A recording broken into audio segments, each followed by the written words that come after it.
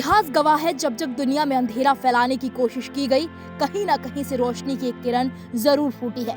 14 दिसंबर की शाम ऑस्ट्रेलिया के सिडनी में मौजूद बॉन्डी बीच पर भी कुछ ऐसा ही देखने को मिला। एक तरफ नफरत की आग थी तो दूसरी तरफ इंसानियत का जज्बा। सिडनी के बॉन्डी बीच पर हुए इस आतंकी हमले ने पूरी दुनिया को झकझोर कर रख दिया। भारत, अमेरिका, फ्रांस, इटली समेत कई देशों ने इस हमले की कड़ी निंदा की। वहीं इस हमले के बाद इजराइल ने नाराजगी भी जताई है। इजराइल के प्रधानमंत्री बेंजामिन नेतन्याहू ने ऑस्ट्रेलिया की सरकार पर सिडनी में हुई गोलीबारी से पहले के समय में यहूदी विरोधी भावना को बढ़ावा देने का आरोप लगाया। इजरायली प्रधानमंत्री ने कहा, 3 महीने पहले मैंने ऑस्ट्रेलियाई प्रधानमंत्री को लिखा था कि आपकी नीति यहूदी विरोधी भावना की आग में घी डाल रही है। यहूदी विरोधी भावना एक कैंसर है जो तब फैलता है जब नेता चुप रहते हैं और कोई कार्रवाई नहीं करते। इजराइल के राष्ट्रपति ने भी चिंता जताई है, लेकिन अब इस हमले में पाकिस्तान कनेक्शन सामने आने के बाद सवाल और भी गंभीर हो गए हैं। दरअसल 12 से 15 लोगों की हत्या करने वाले आतंकियों की पहचान हो गई है। ये दोनों ही बाप बेटे हैं। सिडनी के बॉन्डी बीच यहूदी धर्म के लोगों का त्योहार हनुक्का सेलिब्रेशन के दौरान 50 साल के साजिद अकरम और 24 साल के उसके बेटे नवीद अकरम ने वहशियों की तरह समुद्री तट पर फेस्टिवल मना रहे लोगों पर गोलियों की बौछार कर दी।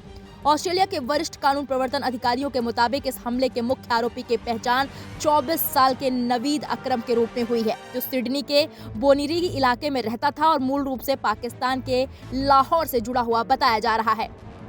सोशल मीडिया पर वायरल तस्वीरों में नवीद अकरम को पाकिस्तानी क्रिकेट टीम की जर्सी पहने हुए देखा गया और शुरुआती जांच में ये भी सामने आया कि वो इस्लामाबाद की एक यूनिवर्सिटी में पढ़ चुका था और सिडनी के एक इस्लामिक इंस्टीट्यूट से भी जुड़ा रहा।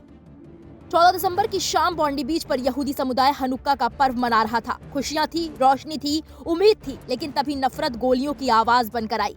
नवीद अकरम हाथ में राइफल लेकर पहुंचा और बेगुनाह लोगों पर अंधाधुंध फायरिंग कर दी। 12 मासूम लोगों की जान चली गई। ये पाकिस्तान का आतंक था, ये हैवानियत थी। लेकिन इसी खौफनाक मंजर के बीच एक और नाम उभर कर सामने आया, अहमद अल अहमद।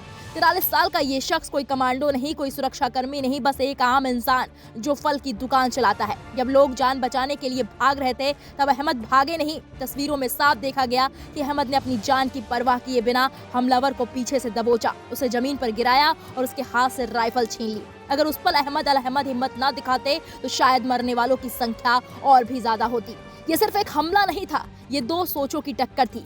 एक तरफ नवीद अकरम, जिसके पास तालीम थी, डिग्रियां थी, लेकिन दिमाग जहर से भरा हुआ था और उसके साथ उसका पिता भी शामिल था। दूसरी तरफ अहमद अल अहमद, जिसके पास शायद बड़ी डिग्रियां नहीं थी, लेकिन संस्कार थे, इंसानियत थी। इन सब के बीच अब सवाल ये है, ऑस्ट्रेलिया का अगला कदम क्या होगा। बता दें कि ऑस्ट्रेलियाई प्रधानमंत्री ने इस हमले को देश की आत्मा पर हमला बताया है और साफ कहा है कि आतंकवाद के खिलाफ जीरो टॉलरेंस की नीति अपनाई जाएगी। यानी कि अब इस पाकिस्तानी बाप बेटे की खैर नहीं है। ऑस्ट्रेलिया सरकार अब आरोपी के इमिग्रेशन रिकॉर्ड, विदेशी संपर्क और कट्टरपंथी नेटवर्क की गहराई से जांच कर रही है। साथ ही ये भी सवाल उठ रहा है कि क्या ऑस्ट्रेलिया पाकिस्तान से जुड़े कट्टरपंथी नेटवर्क पर और सख्त कार्रवाई करेगा।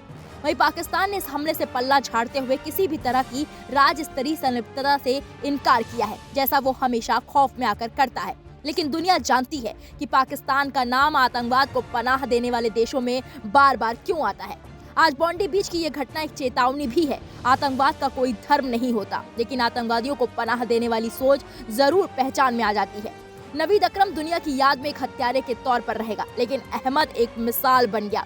एक ऐसा इंसान जिसने साबित कर दिया कि असली ताकत बंदूक में नहीं, बल्कि उस हौसले में होती है जो निहत्थे होकर भी आतंक के सामने खड़ा हो जाए। बॉन्डी बीच पर उस रात खून भी बहा, आंसू भी गिरे, लेकिन इंसानियत भी जीती। यही फर्क है नफरत और मोहब्बत में, यही फर्क है आतंक और इंसानियत में। इस पूरे मामले पर आपकी क्या राय है, हमें कमेंट बॉक्स में जाकर जरूर बताएं।